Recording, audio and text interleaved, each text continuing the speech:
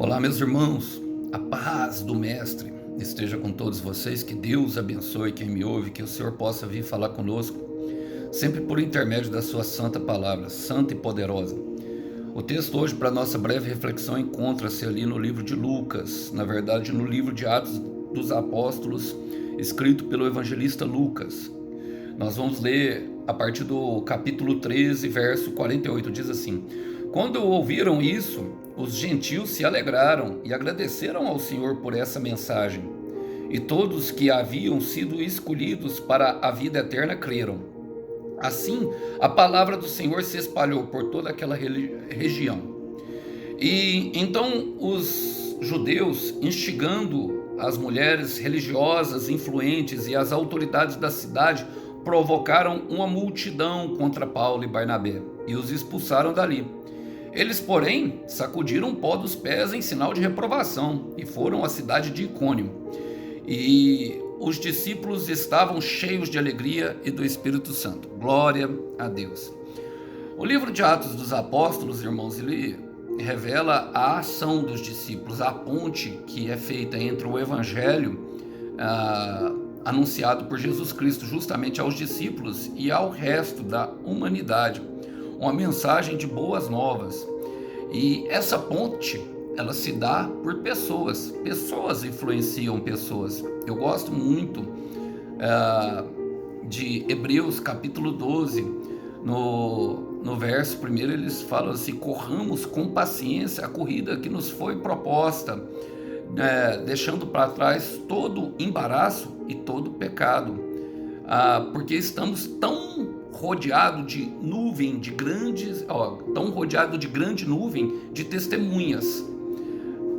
É impressionante essa parte, porque às vezes nós não percebemos isso, que estamos sendo vistos o tempo inteiro, e é isso que essa parte da palavra retrata. Lucas retrata aqui justamente o momento em que Paulo ele é enviado aos gentios, que há uma rejeição por parte dos israelitas. Ele estava em Jerusalém e provocaram essa multidão. E eu quero fazer algumas aplicações pertinentes, porque isso pode ser, logicamente, ali dirigido, ou seja, uma direção para a nossa vida da parte do Senhor. Vamos lá? Começa assim: quando ouviram isso, os gentios se alegraram e agradeceram ao Senhor por essa mensagem, e todos que haviam sido escolhidos para a vida eterna e creram. Irmãos, é impressionante. Deus, ele sempre acredita no desacreditado. Eu quero repetir isso. Deus sempre acredita naqueles que são desacreditados. Ali está falando de uma parte das pessoas que justamente não foram escolhidas a princípio para ouvir a palavra, mas está falando que quando eles ouviram a mensagem, creram com alegria.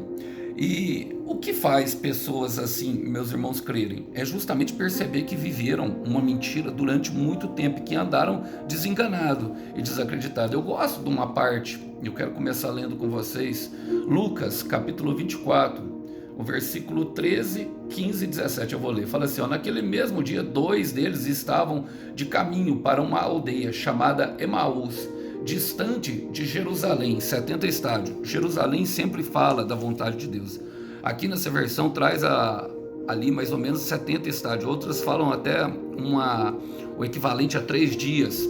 Era uma distância muito grande. E fala assim no versículo 15: aconteceu que enquanto conversavam e discutiam, o próprio Jesus se aproximou e ia com eles. Irmãos, todos aqueles que são escolhidos, todos aqueles que em determinado momento resolvem se desviar por um princípio, a gente ouve aquela voz de Isaías 30, 21. Quando se colocares no caminho e tentares te desviar para a direita ou para a esquerda, vai dizer: este é o caminho, andai nele. E há um caminho para cada um de nós, um propósito referente a cada um de nós, daquilo que nós fomos realmente chamados, que combina exatamente conosco. Mas muitas vezes, porque as coisas não acontecem da forma como nós queremos, nós temos uma forte tendência de desviar desse caminho. O que tinha acontecido ali? Era o caminho de Emaús. Os discípulos, eram 2 discípulos que nem eram os apóstolos. Jesus aparece para eles. Jesus aparece já na forma corpórea, ressurreta. A palavra diz que eles caminhavam porque eles acreditavam que Jesus estava morto, ou seja, eles esperavam uma revolução em Israel onde Jesus traria riquezas, e ali Jesus pacientemente vai conversando com eles sobre a palavra, sobre a mensagem, assim como com esses homens, mostrando para eles desde Moisés, passando por Jeremias e Ezequiel, que tudo aquilo que aconteceu haveria de acontecer para poder se cumprir tudo em Jesus. E fala assim, então eles lhe perguntou para Jesus no versículo 17: que é isso que vos preocupa e de ides tratando à medida que caminhais? Jesus perguntando para eles. Eles pararam entristecidos. E se entristeceram justamente porque acreditavam na mentira da morte de Jesus. A morte de Jesus era uma mentira. E se a morte de Jesus é uma mentira, irmão, qualquer problema que carreguemos, ele é temporário. Aqueles discípulos, eles receberam com gratidão e começaram a espalhar a vontade. Agora, o que faz nós acreditarmos com uma mentira? Irmão, nossos pensamentos, eles não só revelam aquilo que nós somos, como predizem aquilo que nós viremos a ser. Os nossos pensamentos, eles geram as nossas emoções. E as nossas emoções, elas produzem as nossas ações. A nossa vontade pode se converter sim em nossos pensamentos, visto que os nossos pensamentos vão produzir essas emoções.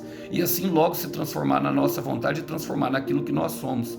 Então, o que nós viemos fazer? Acreditar nas boas novas, escolher acreditar na vida eterna que o Senhor tem para nós. Assim, a palavra ela vai se espalhar através de nós, até mesmo por aquilo que nós vivemos, ou seja, em plenitude de vida. Mas também tem o lado ruim, irmão. No versículo 50 fala assim: então os judeus, instigando as mulheres religiosas, influentes e autoridades da cidade, provocaram uma multidão contra Paulo e Barnabé e expulsaram dali. Uma maldade, perceba que eles mesmos, sabe, quem critica muito não faz a metade do nosso corre. Essa é a verdade. Quem critica muito não faz a metade do nosso corre. Eles nem tiveram coragem de levantar a mão e instigar as outras pessoas. Você percebe a covardia? E assim é as pessoas, irmãos. Assim é os seres humanos. Muitas pessoas, nós temos que ter discernimento espiritual, porque muitas pessoas, elas não servem para andar conosco por esse simples motivo, porque elas não acreditam que podem e não querem que nós também avancemos. Então é necessário deixar de lado. Se for uma pessoa da família, irmão, a gente tem que blindar o pensamento e o coração. E logicamente a nossa família foi Jesus que escolheu para que nós nascemos naquele nicho. E através de nós pode ser que a salvação alcance ali, se nós fielmente obedecermos. Quero ler com vocês um versículo do próprio apóstolo Paulo. Capítulo 1 de Romanos, versículo 21, fala assim, sim, eles conheciam algo sobre Deus, mas não o adoraram, nem lhe agradeceram. Em vez disso, começaram a inventar ideias tolas, e com isso sua mente ficou obscurecida e confusa.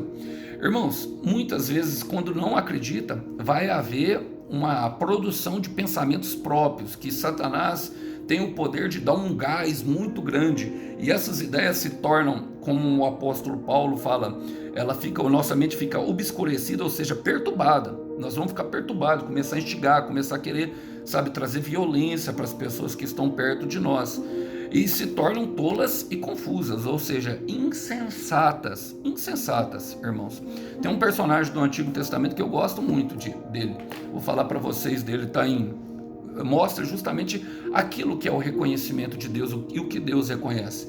Olha, está em 1 Samuel capítulo 2, vou ler com o versículo 30, fala assim, portanto o Senhor, o Deus de Israel, declara, prometi à sua família e à sua linhagem de seu pai que ministrariam diante de mim para sempre.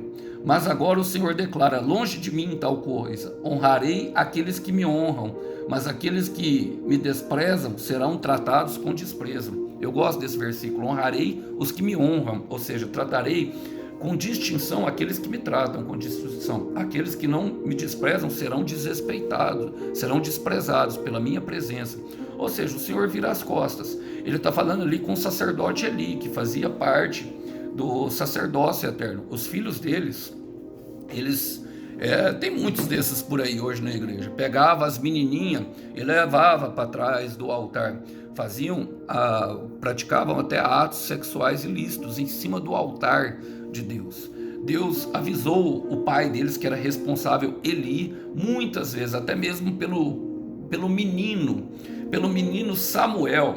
Quando Deus se apresenta a Samuel pela primeira vez, o profeta, juiz e sacerdote Samuel, ele se apresenta dentro da casa de Eli quando ele tinha 6 anos, e Deus procura assim. A palavra fala em João capítulo 4, no versículo 23, que é chegada a hora que Deus procura adoradores que o adorem em espírito e em verdade. Eli estava escondendo, por quê? Porque eram filhos, mas faziam maldade perante o olho do Senhor, e isso influenciava toda Israel, tanto que Israel perdeu batalhas justamente por causa do sacerdócio, que estava corrompido naquele momento, perdeu guerras importantes, e ele estabeleceu através de Samuel um novo sacerdócio. Vocês se lembram que Samuel é o filho de Ana, que era a mulher estéril. E muitas vezes Deus faz assim, ele honrou Ana, que clamou na sua dificuldade por um milagre. A Penina ria dela, mas ao mesmo tempo Deus já via que haveria necessidade de um coração como o de Samuel para aquele tempo. E muitas vezes é assim, Deus se revela a uma criança, se revela aos pequeninos, se revela àqueles que querem honrar Ele, que têm desejo no coração de fazer, mesmo que estejam cheios de defeitos, cheios de capricho, o Senhor cuidadosamente trabalha em nós. E é impressionante porque fala assim, eles porém sacudiram o pó dos pés, em sinal de reprovação, e foram à cidade de Icônio. Ali começa, sabe, a grande odisseia, a grande jornada de Paulo e Barnabé e tantos outros que foram levar as palavras que chegaram a nós, essas palavras que trazem vidas, meus irmãos. Mas a rejeição é coisa séria, ele desprezará aqueles que desprezam. E ele estava atendendo justamente a um mandamento do Senhor Jesus que está em Marcos capítulo 6, a partir do verso 10.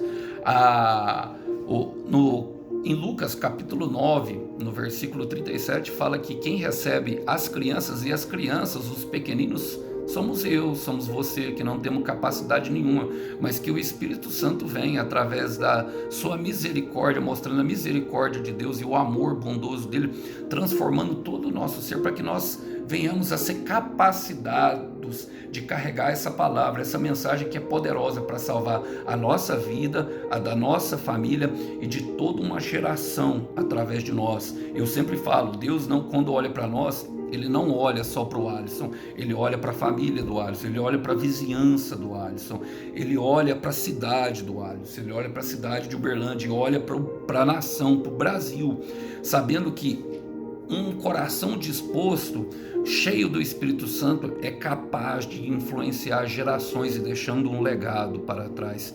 Deus ainda acredita no desacreditado, mas encontraremos pessoas que não fazem nada e ainda criticam aquele que faz. É necessário nós deixarmos para trás, irmãos, vai ser necessário deixar lugares e pessoas para trás. Para quê? Porque fala assim, e os discípulos estavam cheios de alegria e do Espírito Santo.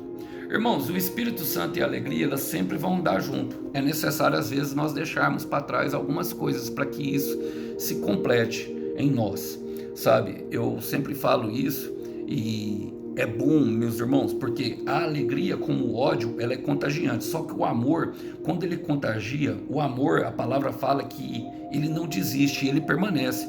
O ódio que contamina, a maldade, a mentira, tudo isso, meu irmão, tudo isso acaba. Tudo isso acaba mesmo, mas o amor não. O amor, ele permanece, a alegria, ela permanece.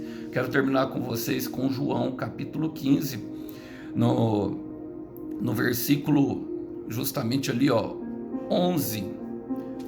Vou ler com vocês, no versículo 9, eu vou começar, fala assim, eu os amei como o Pai me amou.